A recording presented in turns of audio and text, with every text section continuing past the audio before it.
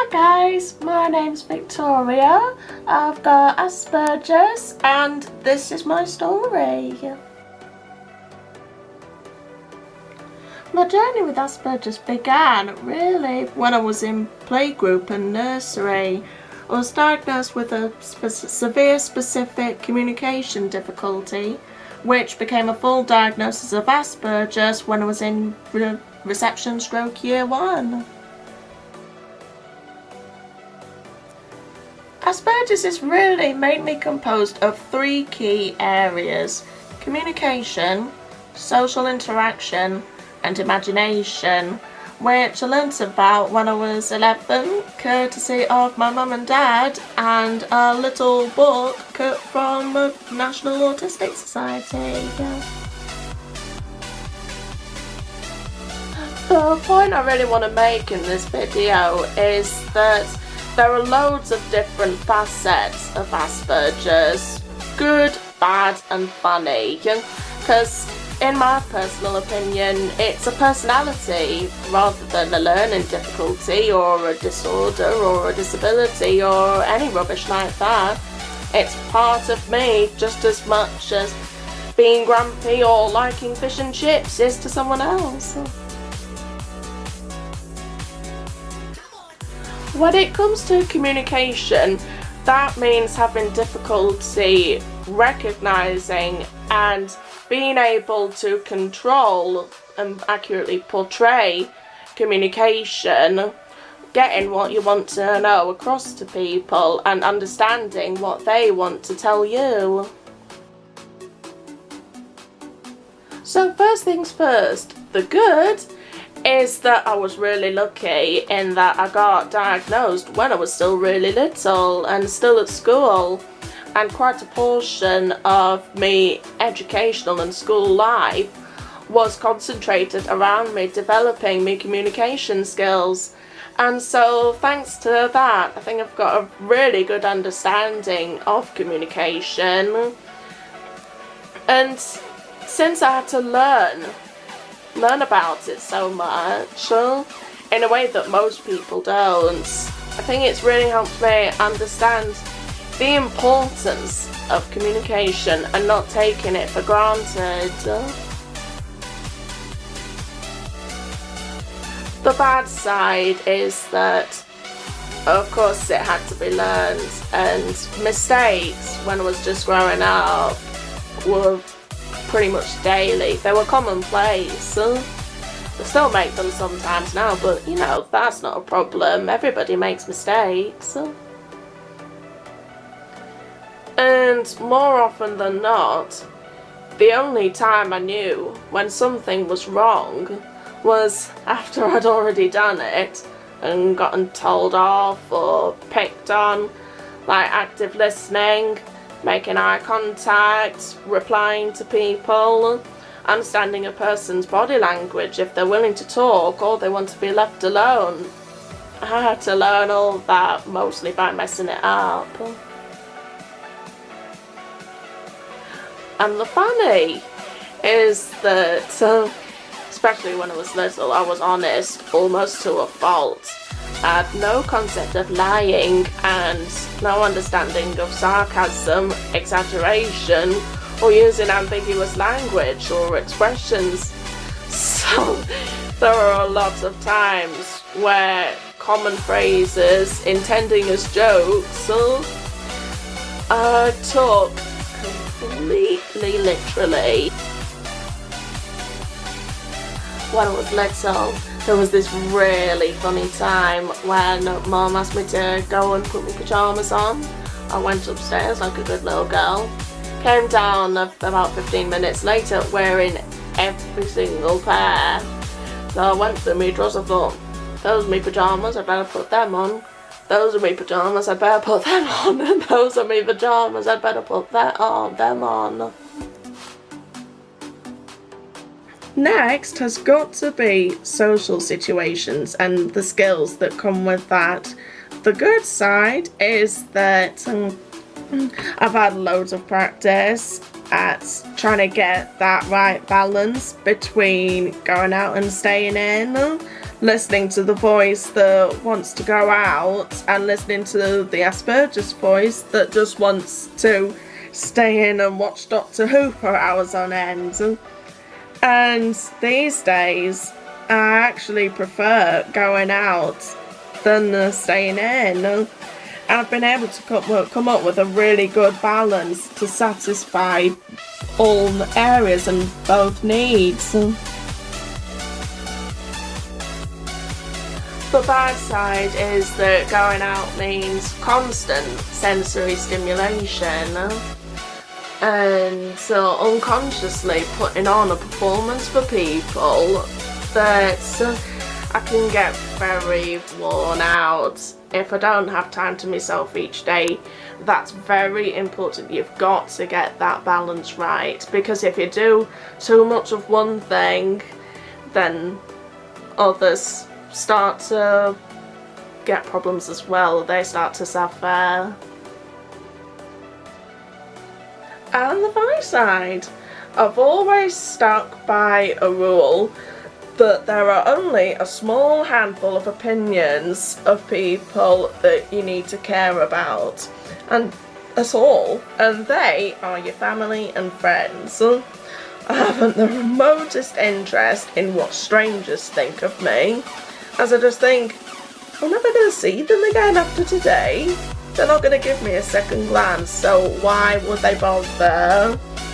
Why would I bother to make them happy? If they want to think I'm weird, they can think I'm weird.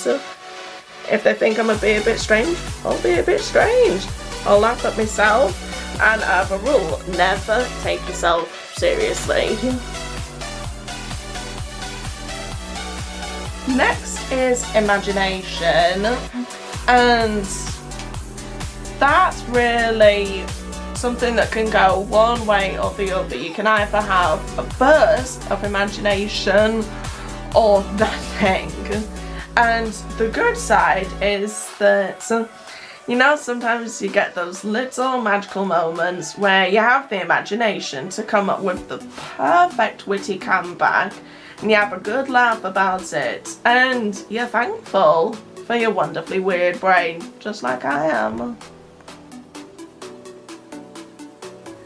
The bad side is that the opposite can also happen, and I'll try and think of something, or I'll be caught on the spot, and my thoughts will just come up drier than a speck of cinnamon in the Sahara. It'll be like trying to find a fart in a jacuzzi. Moving on to the funny. There have been plenty of times when my imagination has absolutely gone into overdrive. An example of that would be when I went to the Doctor Who live show. I got that into it. My imagination completely boiled over, and I very nearly rang Mum to warn her to go into hiding because the Cybermen were going to convert the human race. Most people with autism and Asperger's generally spend the vast majority, if not all, of their spare time on one particular subject, which dominates every waking moment of their life. And the good side of that is that I can count the amount of times I've been bored for a proper amount of time on one hand. A particular beauty of having Asperger's is that if I watch something often enough, then it all goes in there, like a personal DVD player in my head, and I could quote back Doctor Who episodes, or certain Torchwood episodes, or Supernatural, or whatever, till the end of time. The problem with that is that it can go the other way, and A problem for me is boundaries, and I have been known to stay up all hours watching the latest episode of Doctor Who because I really wanted to see it end, even if I knew the ending backwards. And no matter how much the voice of reason and common sense tells you to switch off because you've got an exam in the morning or whatever, I'm usually, well, not these days, but usually up. And of course, the funny side of it, obsessions really can come out of nowhere.